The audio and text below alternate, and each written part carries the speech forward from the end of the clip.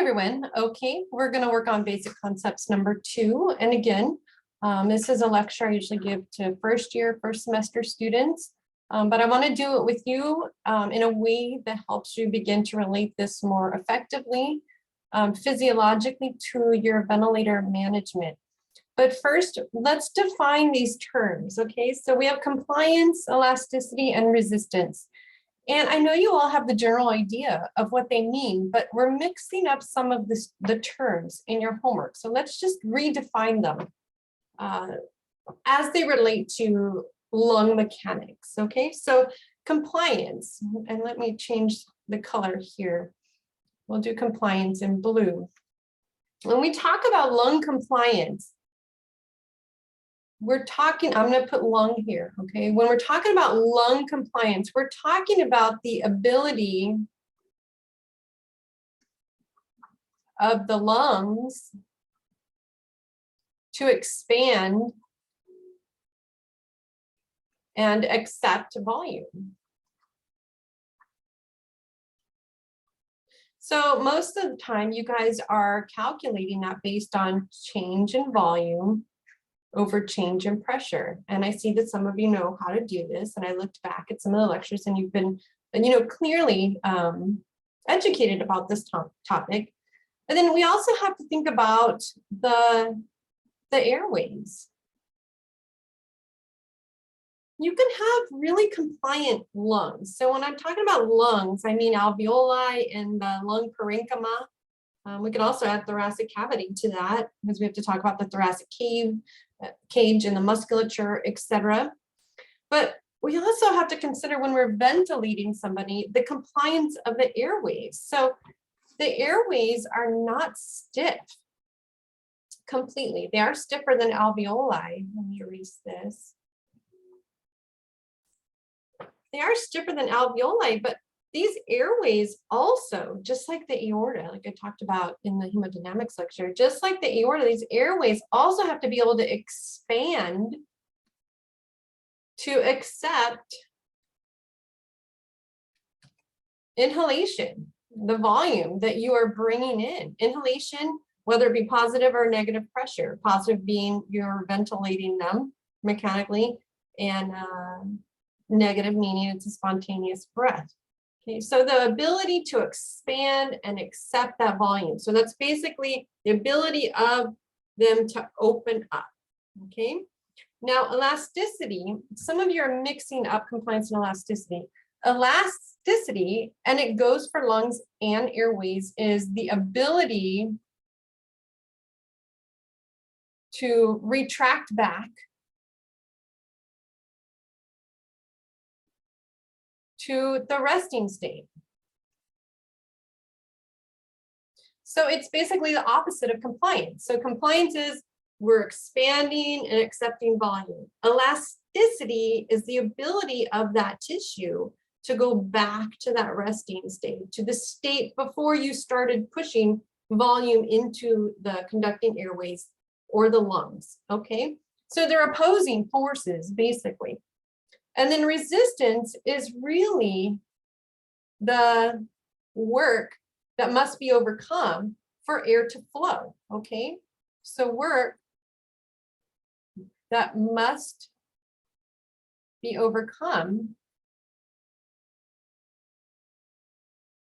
excuse me, that should be one word, to move air, okay? To move air. To ventilate, okay, to ventilate. So let's apply these concepts to some of the disease processes. I'm going to clear this.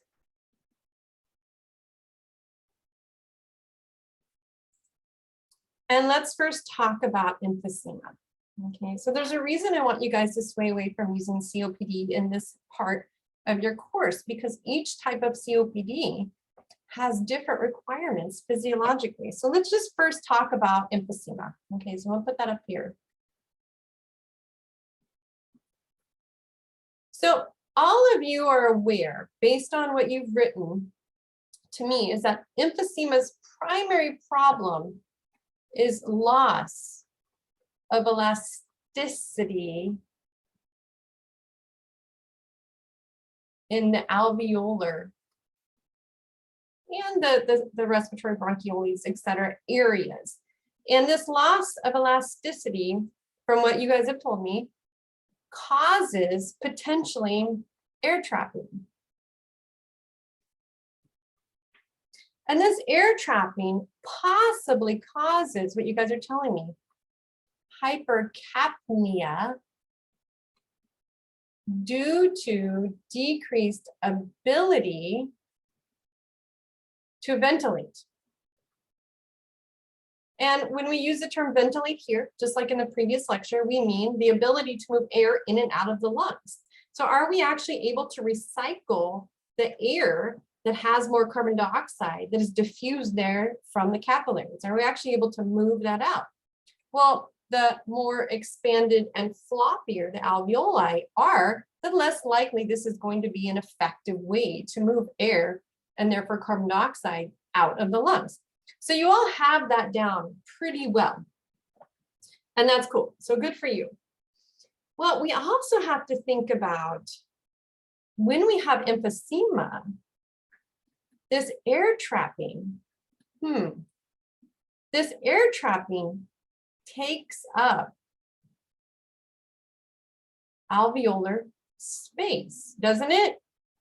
So if I have an alveolus that's maybe this size, and then I am able to expand it to this size upon inspiration, and then when I exhale, it goes back to its resting state. This is assuming normal, okay? Then that's okay, we're not air trapping. So the volume that this normal alveolus can accept is still good. It's still normal. But if we've got a situation of emphysema, we've got this alveolus, and let's just make it a little bit floppier looking. It looks like that. And, you know, we're going to expand it more, you know, a little bit bigger. But is it going to be able to retract back to its resting state? Maybe not. Maybe it goes back a little bit. Maybe it doesn't go back anymore. Actually, I'm going to change this picture a little bit because it looks bigger. I don't want it to be bigger. I want it to be a little bit smaller. So maybe I'll superimpose the figure. Okay, so here is our functional residual capacity of our emphysemic patient. And then here we have inhaled. So now we've got our tidal volume plus our FRC. Okay, so we got a little bit more. We got to be able to exhale that.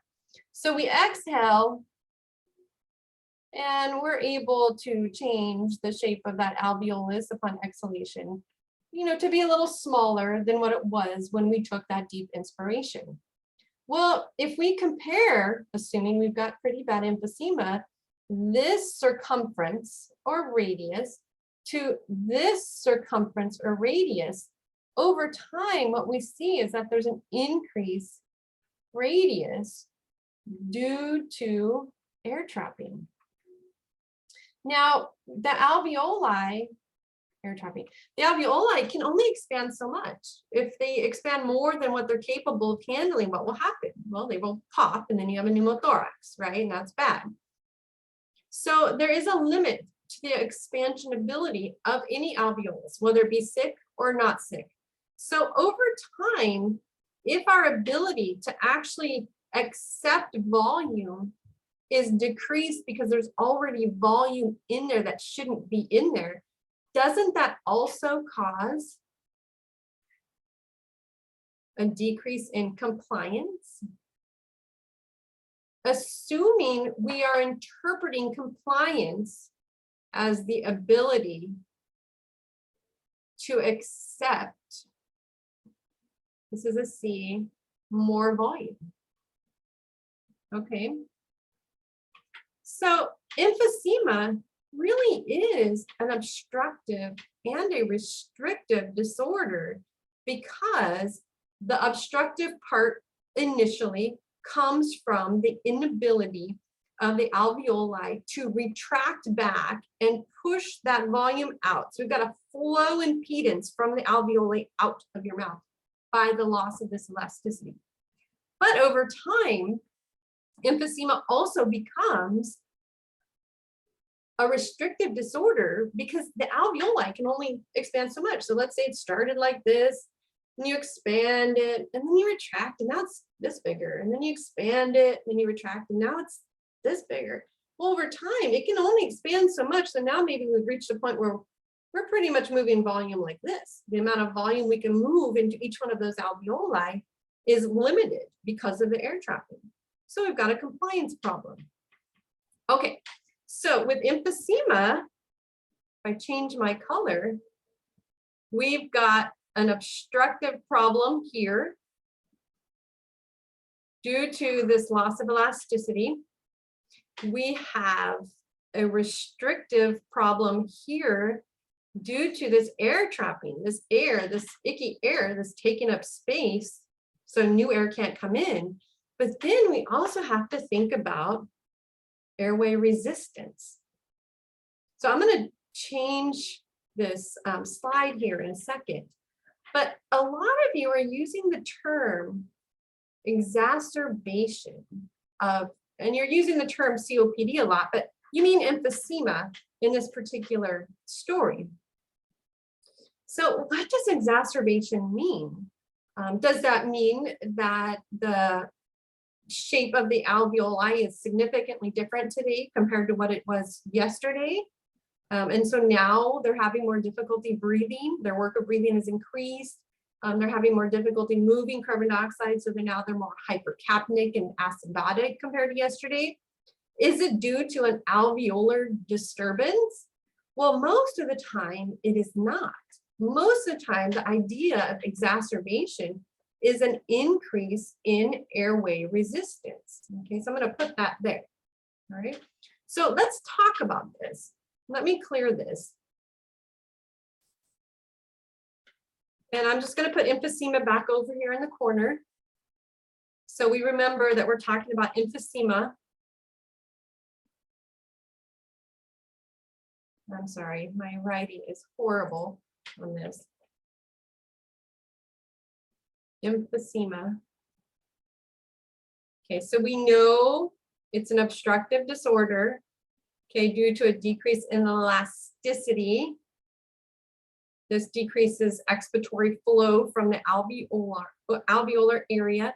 We know that it is eventually going to have a restrictive component due to air trapping,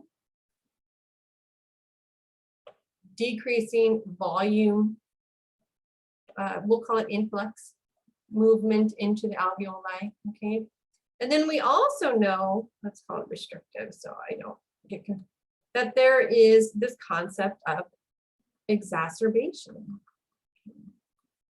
So the thing about emphysema, and this is the case with all chronic lung diseases, it doesn't matter if they're obstructive like emphysema, bronchiectasis, etc., or restrictive like fibrosis.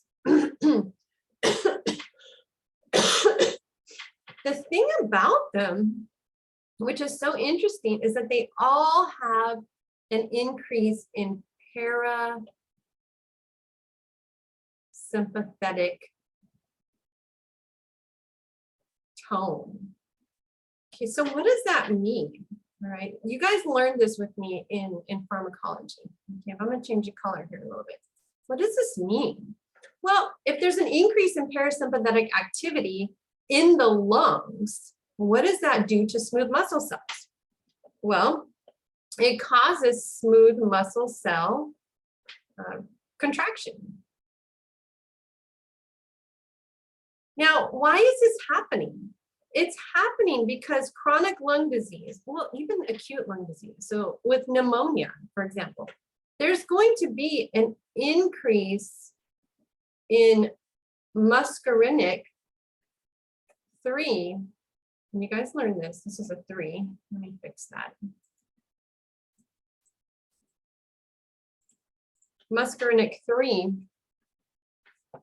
activity. Okay, so this means that you guys all know acetylcholine. Acetylcholine is increased more than normal, and acetylcholine increased more than normal is going to bind to more muscarinic 3 receptors, and this means we're going to have more smooth muscle cell contraction compared to normal. So how does that translate? Well, that translates to a decrease in conducting airway lumen radius. So now it's smaller. There's less area for that air to move in and out. And that means that there's going to be an increase in airway resistance. And how do we interpret that assessment-wise? Well, you guys are going to hear wheezing. And the wheezing can be quiet, or it can be really loud, or you could have breath sounds that are basically absent or super decreased, very diminished. Both of these situations imply that there's a flow problem through the conducting airways. So when somebody is having this exacerbation of emphysema, you have to remember that they are really predisposed to other problems on top of their loss of alveolar elasticity. And most of the time, that predisposition to other problems is going to result in an increase in airway resistance in the conducting airways. So when you're thinking about ventilator management, okay, you guys have learned all these rules. Okay, Alyssa did a really good job going over this with you, and Camille also. So when you're thinking about all the rules that you've learned, and I give you an assignment that says, hey, pick a disease that you're really interested in and tell me how to manage their ventilator. So you pick emphysema because you like that disease, and you think, okay, well, I do know that emphysema tends to have a decrease in expiratory flow due to poor elasticity of the alveoli. That's great. So then you start thinking about auto PEEP and all of these other things. That's good. But what about the other problems? The other problems that we have to think about that we're not including in our module 10 homework assignment is this idea of this air trapping causing a decrease in compliance. So this decrease in compliance is going to be translated to you at the ventilator as an increase in pressure required to deliver a desired tidal volume, whatever that is, whatever you've decided that is, okay? Okay, so we have to think about that. So yeah, we need to get rid of that flow, that volume in the alveoli as much as possible, the volume that's not supposed to be there. So you're thinking about auto PEEP and how to deal with that. But at the same time, we have to recognize that the sheer fact that there's more volume in those alveoli decreases compliance. So the pressure requirements are going to be higher.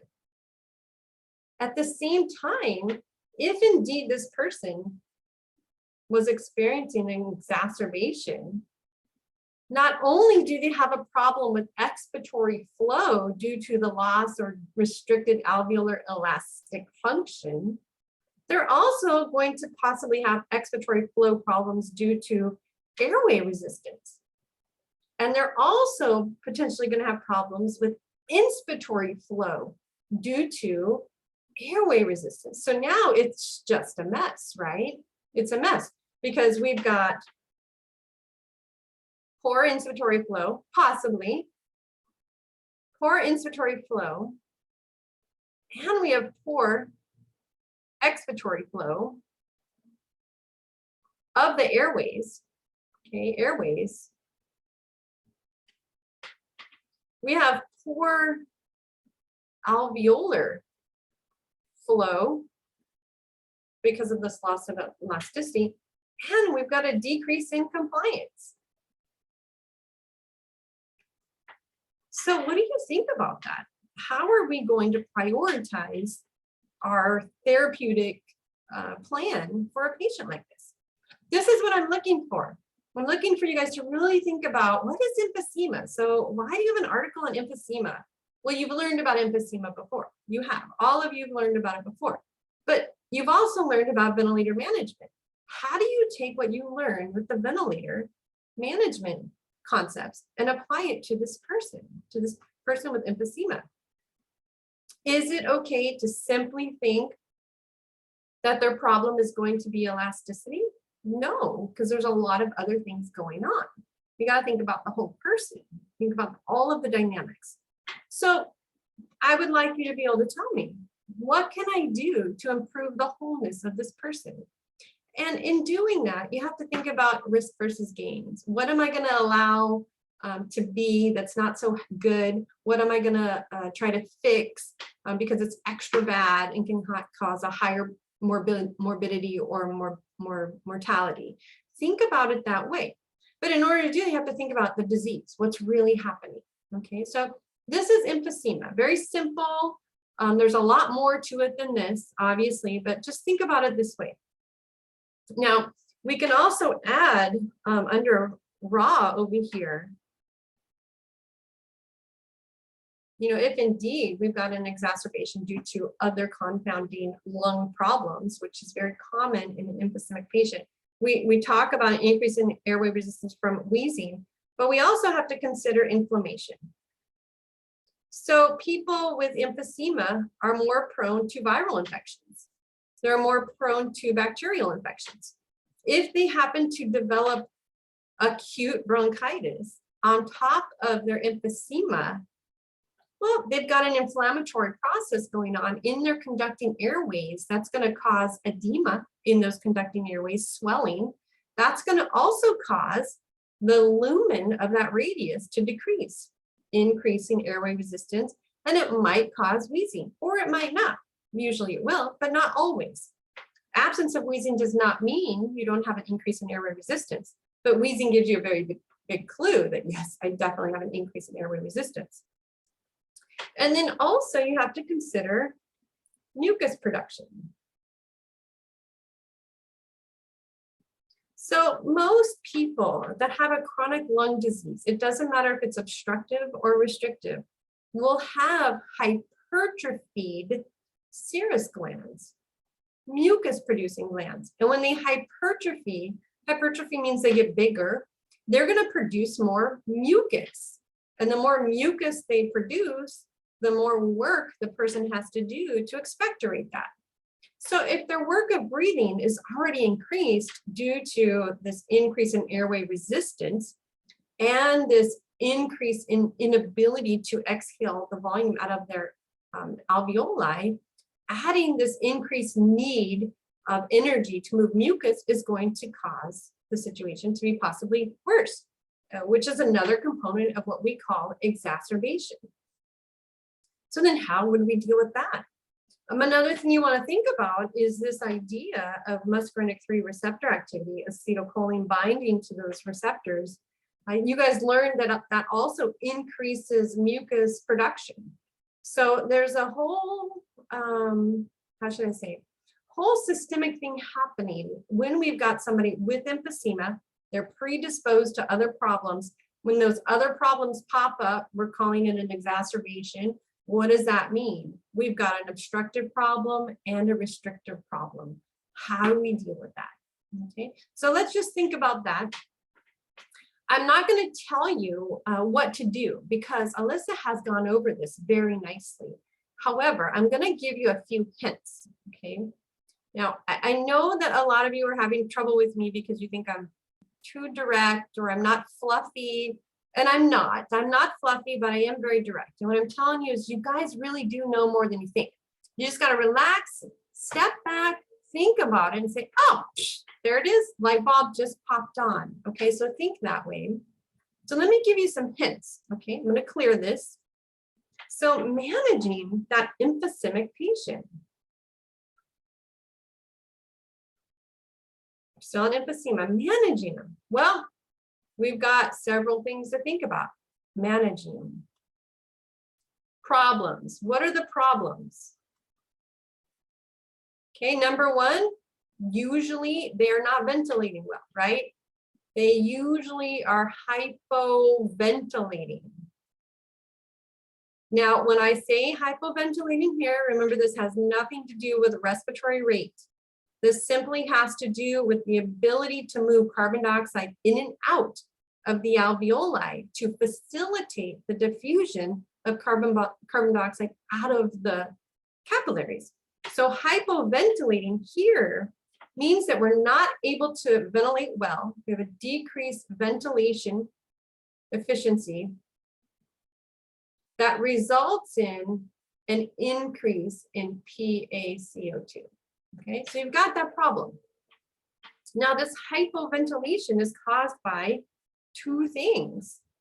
It's caused by decreased alveolar airflow due to the poor elasticity. Okay, elasticity. And it's also caused by an increase in airway resistance. So many of you are telling me, well, this decrease in alveolar elasticity usually will translate as auto-PEEP. True. And you guys all know how to assess for auto-PEEP. Okay, true. So we've got this auto-PEEP issue. How do we resolve auto-PEEP? Well, we have to make sure that we have adequate expiratory time, right? If you don't have enough expiratory time, by the time the next breath comes, you didn't give the person enough time for that shh. That might take a long time. So you got to make sure the expiratory time is adequate. And I've looked at the videos from the earlier modules, and Alyssa shows you how to see this on a waveform. So if you've forgotten that, go back and look at it, okay? So we got to have adequate expiratory time. And when we talk about expiratory time, this means that you need to know what your IE ratio is. So a lot of you guys are giving me inspiratory times. Inspiratory time, and that's fine. You can give me an inspiratory time. Say, I want the inspiratory time to be this to make sure there's adequate expiratory time. But a lot of you are not considering that the inspiratory time is relative to the total cycle time, right? So inspiratory time must be considered based on respiratory rate and expiratory time needed. I'm sorry, let me erase this because it's kind of messy. Okay, inspiratory time.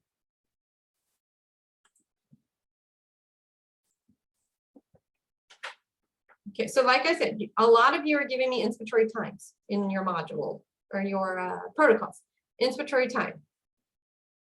If you want a longer expiratory time, you have to have a shorter inspiratory time that is relative to the total cycle time.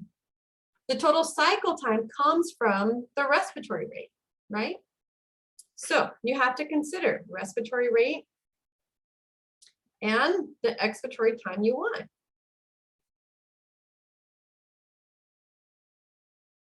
And this is something you're going to assess, you're going to play with based on your waveforms and your measurement of auto-PEEP. Okay, so that's number one here. We got to know about our IE ratio. Make sure you know how to calculate IE ratio. I see that you guys have gone over that.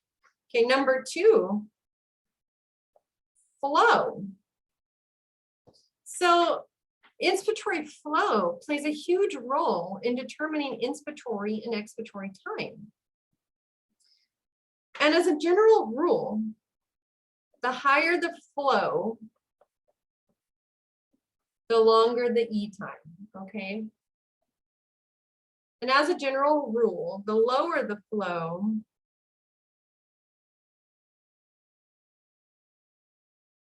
the lower the E time. Okay, so let's think about this. And these are just, ambiguous numbers. But let's say we've got an inspiratory flow of 10 liters per minute, okay, versus an inspiratory flow of 40 liters per minute. I realize 10 is low for an adult. Okay, but if you think about that 10 liters per minute, it's going to take longer to deliver the tidal volume and or pressure, whatever you guys have decided, pressure control versus volume control. It's going to take a longer time to deliver that. It's a slower flow rate. So that means there's going to be a longer I time. So, okay. But if you increase the flow, that means that the inspiratory flow is going to be shorter.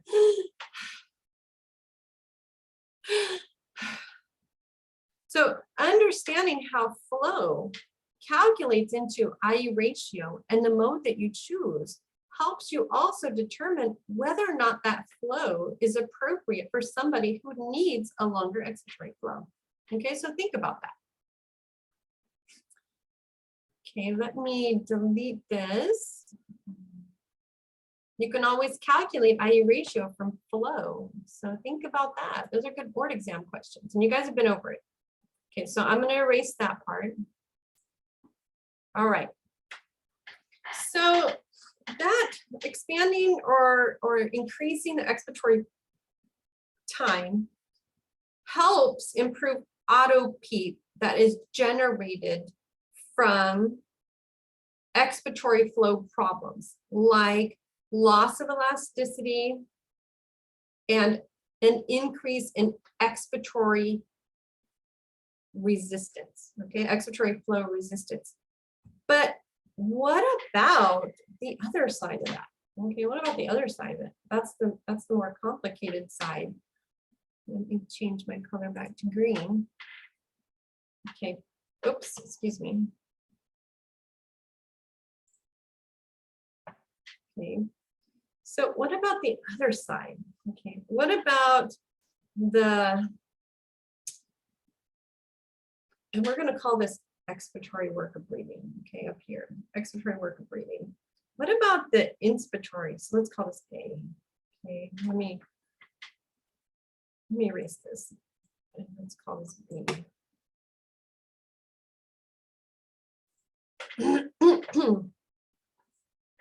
Okay, B. What about inspiratory work of breathing? Well, with this emphysemic patient, we've got two problems, right? We've got possibly an increase in airway resistance upon inspiration, because if there's an increase in muscarinic activity, then there's going to be smooth muscle cell contraction, and that's going to make it more difficult to inhale also. Okay, so we've got that inspiratory resistance, but we also have a decrease in compliance. Well, how do we deal with that? That's kind of hard, right? So this work of breathing, if we've got, then this is a good question for you guys to think about. This is one of the questions I was going to ask all of you. When we're looking at accessory muscle use, because a lot of you use that term, which muscles, the accessory muscles of ventilation, which accessory muscles of ventilation are recruited when you've got poor expiratory flow? Which ones? Think about that. Which accessory muscles of ventilation are recruited when you've got poor inspiratory flow, an increase in inspiratory airway resistance? Looking at this muscle movement can give you an idea of the lung dynamics that are happening in your patient. So think about that. Now, when you're looking at the ventilator and you're looking at parameters to help you have an idea of what's going on, let's change the color.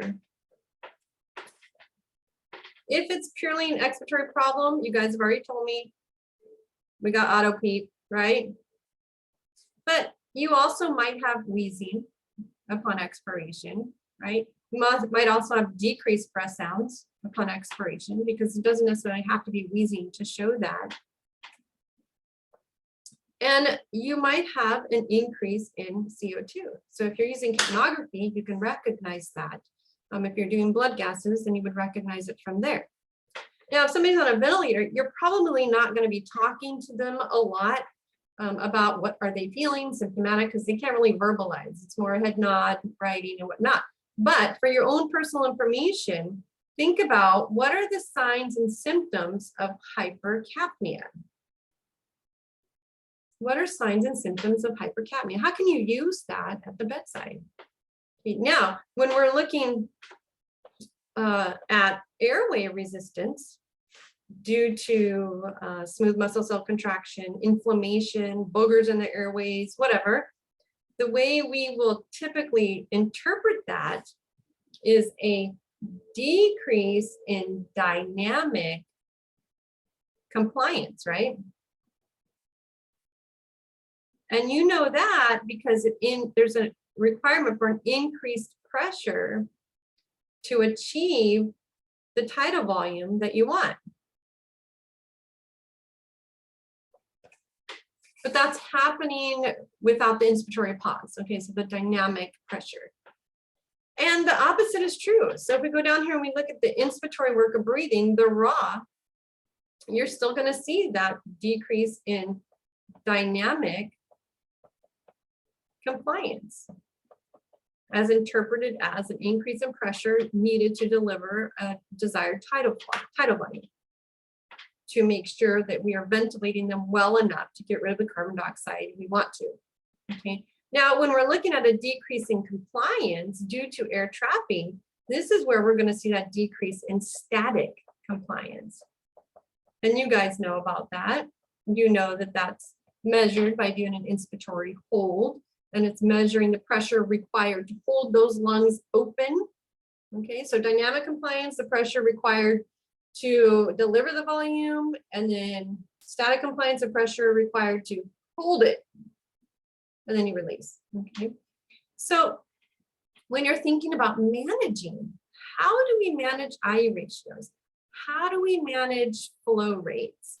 How do we manage other things like maybe PEEP to help improve this type of situation that we're dealing with our emphysemic patient? A lot of you guys have talked about adding PEEP to help reduce the work required to overcome auto PEEP. That is good, because basically what that does is raise the threshold for trigger sensitivity. The machine's going to recognize pull by the patient before the manometer actually does. You guys know that. I watched a video that you watched that describes that. But also, working on reducing that auto PEEP. So you want to figure out how you can improve that expiratory time. So we need longer expiratory time. And you also want to figure out how can you improve that airway resistance upon expiration. And some of you gave me some really good input. So you talked about giving beta-2 agonists. You talked about anti-inflammatories. You talked about fluids. You talked about things that overall will decrease the irritability and the smooth muscle cell contraction in the conducting airways to help rectify the situation. Okay. All right. So think about that for a little bit. And when you're working on your presentations for Sunday, think about this, and let's clear it.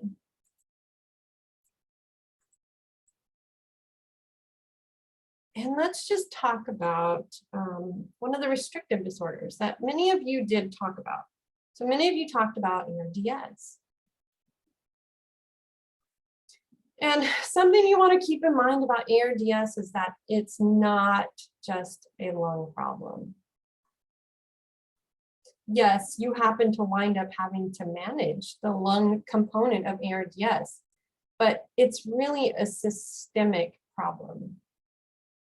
It's systemic. It's all over the place.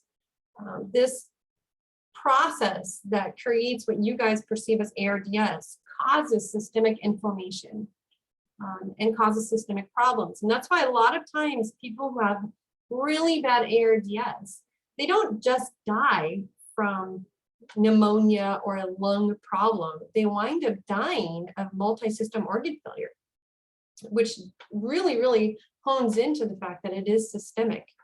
Now, if we want to talk about the lungs themselves, and some of you are really good about describing this, heterogeneity. Sorry for that. Let's see, let me erase that so it's clear.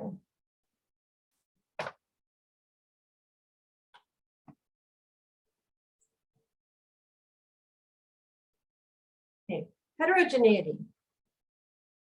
What this means is that all lung units are different.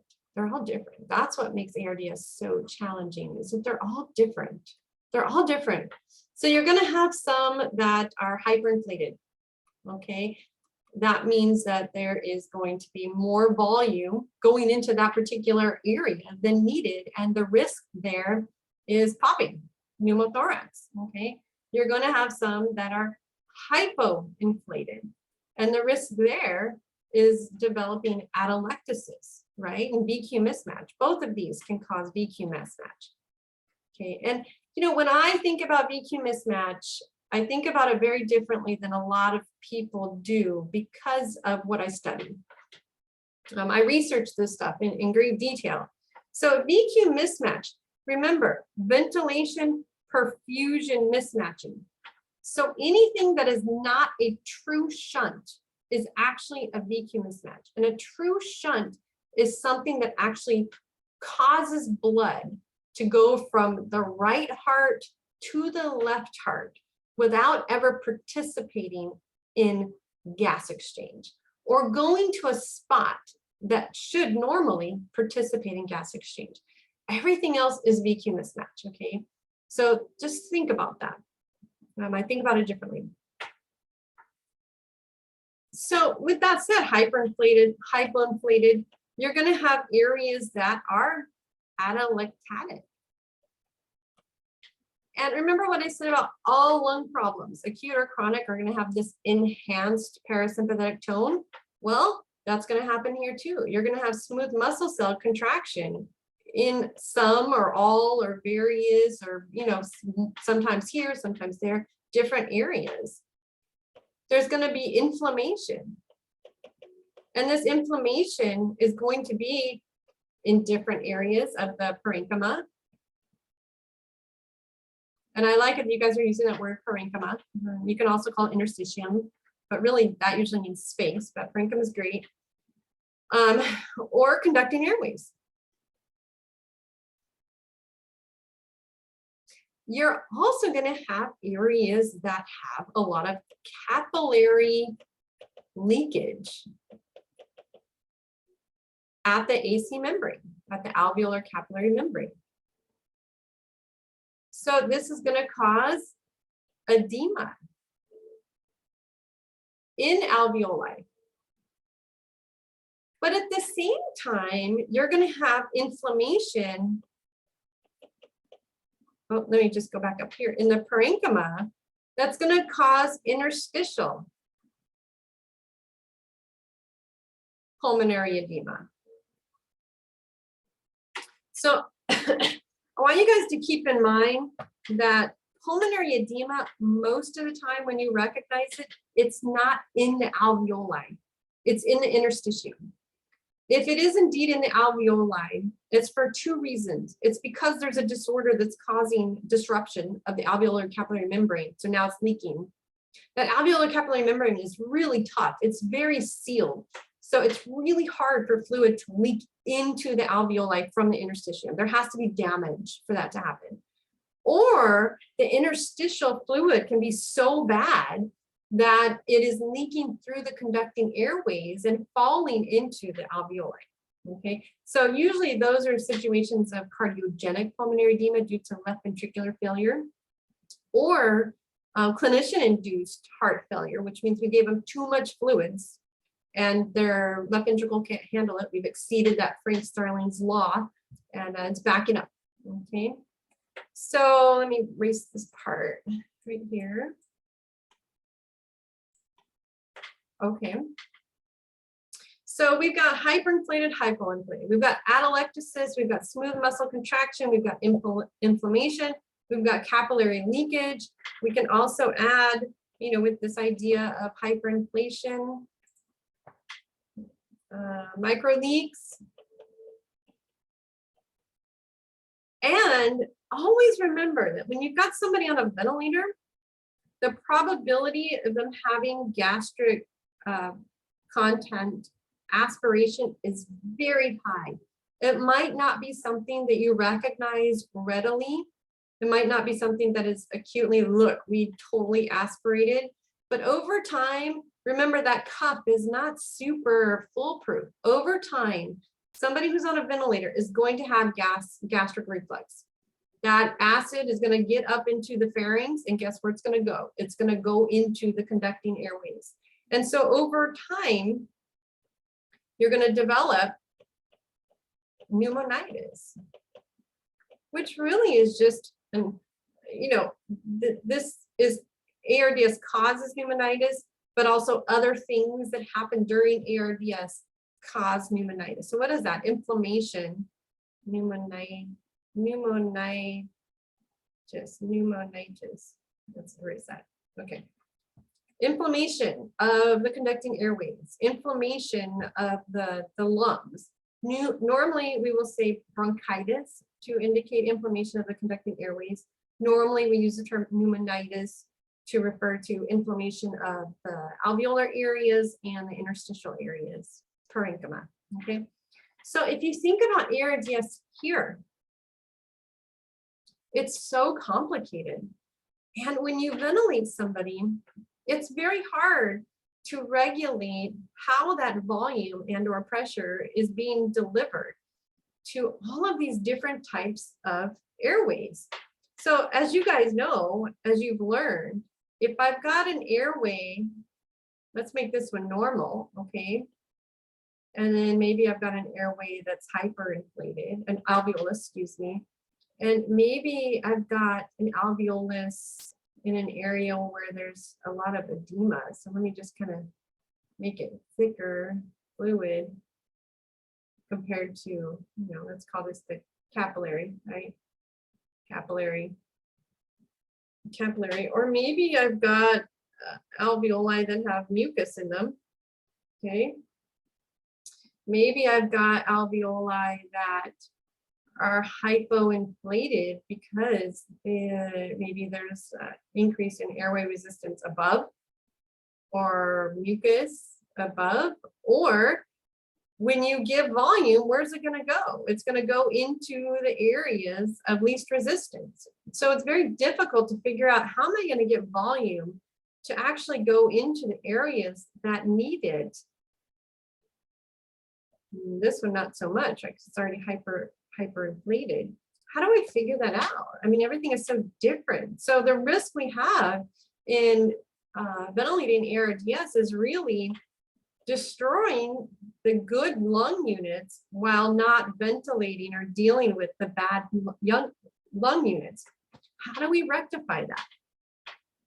Well, you guys did some really good work on that, and you brought up the ARDS protocol. So what I'd like you to do to expand on that is really define ARDS protocol. Define that. So a lot of you mentioned it. You mentioned it. But what does that mean? How are you using this protocol to deal with all of this heterogeneity of these lung units? That's what I want you to think about. Think about that. Now, I know some of you want me to just give you answers. You want me to say, hey, tell me the answer to it. Well, in my experience with students for many, many years, is that if you just give them the answer, they don't remember it. They might remember it for a short period of time, but then once they leave you, they totally forgot. But if you have to think about it and you think, okay, we have this problem. What does it mean? How am I going to deal with this? Let me look up the literature. What does it say? How do I interpret that literature and apply it to what I'm doing? The information that you're learning simply from that process is so much more beneficial than me just giving you an answer, because you had to think about it. So not only do you answer your question, but you went through a process in your brain that developed the way you critically think. And the only way to learn how to do that is to practice it. It's not something you can just do. So you can't just leave the program and be skilled enough to say, you know what, I can figure out whatever's going on because I've got this great resourcing skills. You got to practice it. So you got to practice. And the best place to practice is while you're in school. So this last half of the semester is really about you bringing what you've learned already, figuring out how to apply that now. How do we apply it? And wait, I have a question. I didn't learn how to connect those. Is there a way I can figure that out on my own? Because when I do, I have developed a way of functioning that I didn't have before. It was really hard. It was really hard. I really had to think. I felt like I don't have enough time for this. I'm tired. Mental work is so much energy consuming. So very energy consuming. But the more you practice it, the easier it gets and the better you become. And remember, when you're at the bedside, the person in that bed is so vulnerable, usually scared. They have no control over what's happening to them. And they have to completely trust the person that's dealing with their ventilator, the person that's giving them their drugs, the person that's assessing them. They have to trust your entire being to be able to recognize things that might be off. Maybe you don't know what it is. Maybe you don't know how to think about it, but you're gonna have to figure that out so that that person maybe can have a better outcome. That takes practice, and that's really an awesome responsibility. The vulnerable who may die rely on you to have these critical thinking skills that are hard to develop, but you will develop them if you have the heart for it, if you have the heart for it. So rather than freaking out and worrying about your grades per week and worrying about, am I going to graduate? Think about this. How can we begin to use the information that we have and apply it to be a true patient advocate? Because that's what you're here for. If you work on thinking that way, your grades will be good no matter what, because you will have already started playing that game. What is it? What does it mean? If you worry more about a grade, you're not thinking about the purpose of how to apply this information, what it means for that individual that's trusting you with their whole life. And so your outcome will not feel or be as great. So change your perspective. Okay, what am I here for? Why do I have to read all of this stuff? What does it mean? What have I learned already? What can I do with the information I learned already to accomplish what I need to do today? And why do I care about that? I care about that because when I'm at the bedside by myself and I got to figure out how to improve the life of this person who trusts me completely, I got to be able to have those skills. So if your heart's in it, you start thinking about the patient more than the grades, you're going to do fine. You'll do beautifully because your performance will now take a completely new outlook, and it'll be patient oriented, which is what you want it to be. Okay, so for the last half of this semester, remember, you've learned everything you need to know. Now let's just take it and apply it to our patients, to those vulnerable people that are trusting us. Okay, so I hope this was helpful. I hope it gives you an idea of what I'm looking for in your presentations for Sunday. They're not going to be perfect. Some of them might be horrible, and that's okay because that's how you learn. So as we go through those presentations, I'm going to watch all of them. I will give you feedback, and a lot of times my feedback will be questions like, well, what about this? Or are you thinking about that? I'm not doing that to be mean. I'm not doing that to put you on the spot or call you out. I'm doing that to teach all of you as a whole to begin to ask those questions. I can see things you're not going to see because I've been doing this for so long. When I ask those questions, I see things that you've missed. And if I can teach you to begin to see those things when it's your turn, you're going to do great. Okay, so think about it that way. Take a chill pill, everybody. You're okay. You're not going to fail if your heart's in the right place. I'm not mean. I'm not crazy. I just know what you need to be able to be that good patient advocate. Okay, so let's play with this information. Let's make it a game and think about it as something that's a learning experience rather than a task-oriented, useless period of time. Okay, again, if you have any questions, let me know and I will talk to you all soon.